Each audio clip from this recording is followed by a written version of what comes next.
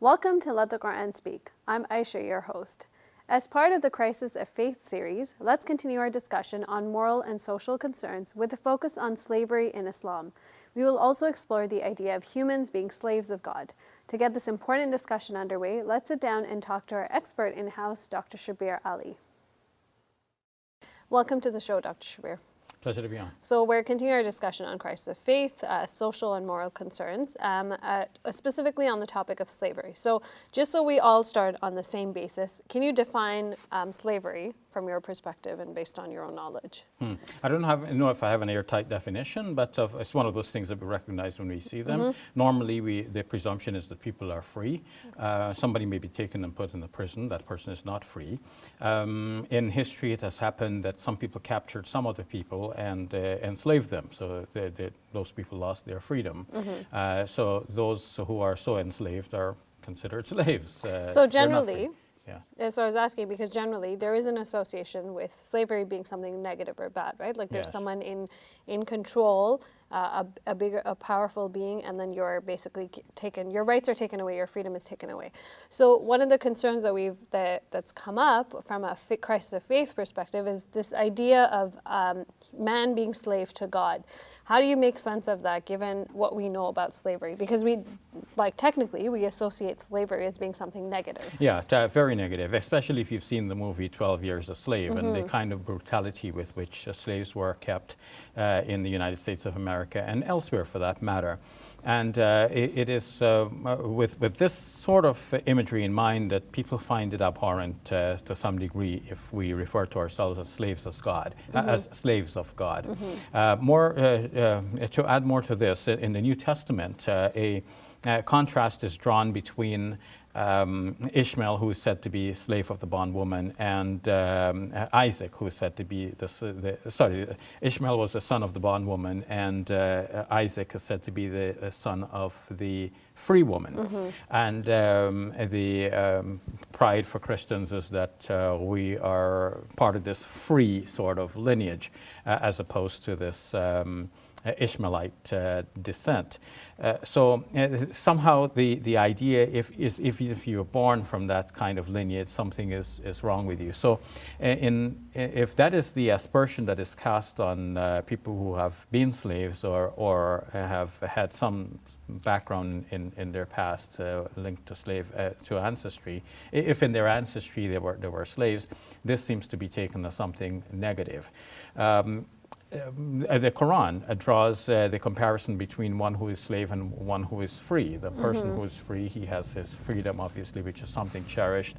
The person who is enslaved or who is still a slave does not have that freedom, and they do not have as much rights in society as would a person who is free. So with all of these considerations in mind, when some Muslims hear that we are to be called slaves of God, they find that to be abhorrent. So how do you contextualize or make sense of that? Because on the one hand, yes, Quran does talk about slavery and against it, but then why are we? Because when we were thinking about slavery, we're thinking a bigger being is in control and power, and you have to do exactly what that person tells you to do. In this case, one could argue, well, God is telling us we have to do X, Y, Z, and if I'm a slave of God, then I have to do that. And that sort of becomes sort of a point of contention for some people to make sense of. Yes, I suppose in the modern world where individual autonomy and individual rights are stressed, one may feel, why do I have to be the slave of somebody else? And in fact, this is one of the reasons that contributes to the rise of atheism, where people feel, okay, if I'm an atheist, I'm free. I don't have a God to look up to. I don't have anyone to subscribe to.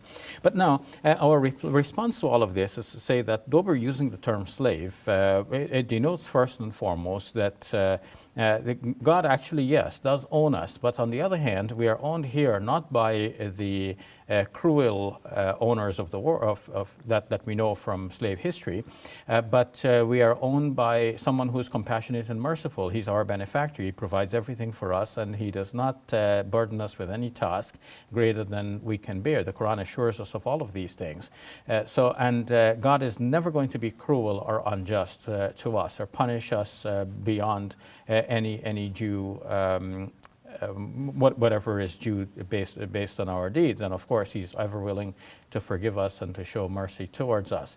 So I think the better translation for this, or the better way of speaking of it nowadays, so that it does not rub people the wrong way and give the wrong impression, is to say that we are servants of God. I think that connotes a better understanding. And we see this in the Bible as well. The translators put it that Paul says, for example, I'm a servant of Christ. And I think the other point to also make note is the characteristics of God, as you mentioned, right? It's not that God is as slave masters are. It's a very different sort of approach. Exactly. Now, what about, I know you mentioned a little bit earlier about slavery in Islamic history. What do we know about how slavery evolved even in the time of the Prophet or even before that? Well, before the time of the Prophet, peace be upon him, slavery was a fact of history. Some fault the New Testament in general for not speaking against slavery, which was all a known practice at the time. The Old Testament shows that this is a going concern to the extent that there's even a verse about, what if a man sells his daughter as a slave? What are the prescriptions that follow from that?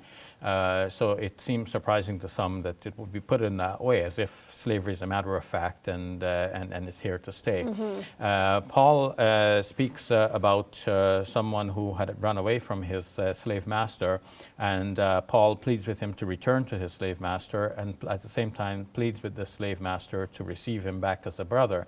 But nonetheless, he still has the slave status, and there is nothing in the New Testament which says that slavery should be done once and for all. So too in the case of the Quran, slavery was a matter of fact, and the Quran speaks of it as a going concern. But the Quran encourages Muslims to free slaves. The 90th chapter of the Quran asks what will convey to you what the ascent to heaven is, and then the simple answer is fakku raqaba. It is the freeing of slaves.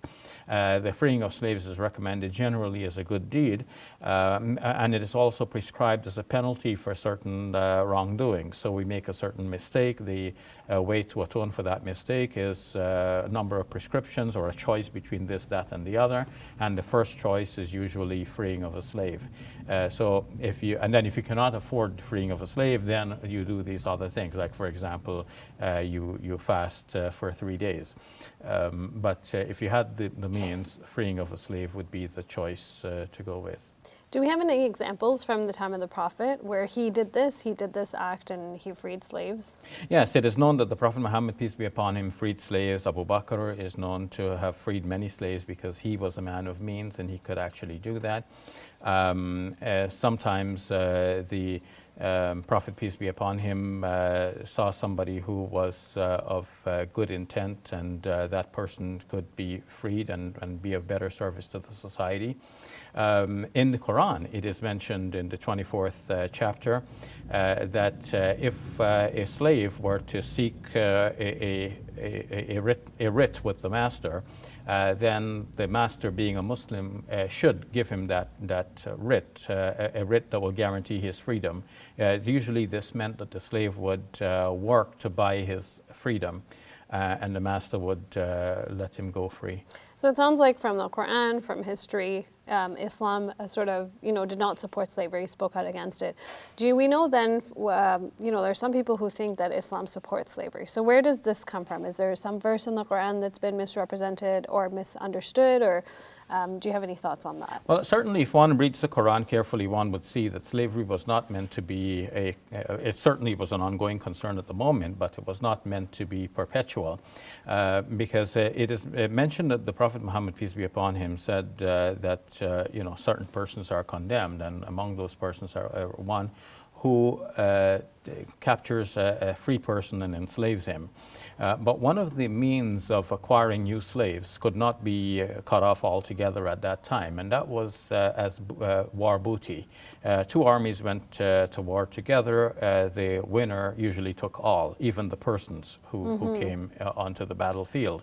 And that would mean men, women, and children. They would all be enslaved, together with whatever property they came with to the battlefield, usually swords and spears and shields. And maybe their riding animals and so on. Now, if the Muslim community unilaterally at that stage of world history were to just simply say, okay, we're not going to take war booty anymore, well, then it will be lucrative for others to come and raid the Muslim communities, because if they get out ahead, then they go away with war booty. But if the Muslims got ahead, then they wouldn't take any booty. So their attackers would get away scot-free, to use the expression. And so the situation was not ripe for a total liberation of slaves, and this one avenue for acquiring new slaves continued. Plus, there were already slaves who were already on the market. People were buying and selling slaves. So if a Muslim bought a slave, the chances are that the Muslim, following Islamic ethics, would be required to treat the slave kindly, to feed the slave with the kind of food that they eat at home, and the kind of clothe them with the kind of clothing that a person clothes his or her own family. And so that the slave person would be treated better in a Muslim society than elsewhere. So buying a slave at that time wasn't such a bad thing. It was actually doing better for the existing slave. And then other avenues of, like, you couldn't raid free people and then take away their persons as slaves.